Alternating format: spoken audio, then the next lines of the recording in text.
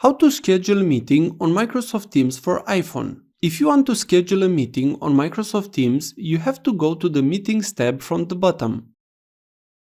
Tap on OK. Here you have the possibility to start the meeting right away or schedule a meeting. Let's tap on Create a Meeting button. Write the title of the meeting.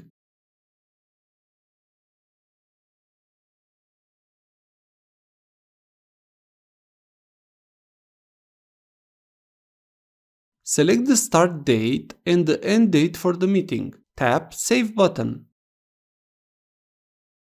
Here you can copy the meeting invitation and send it by any messaging app or email, or share it via Google Calendar. You can now copy the link and send the invitation on any app like WhatsApp or Facebook.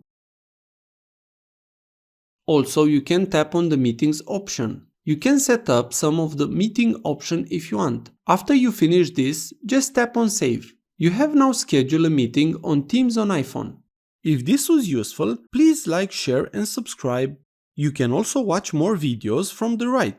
Also, if you have any questions, please ask them in the comments area below.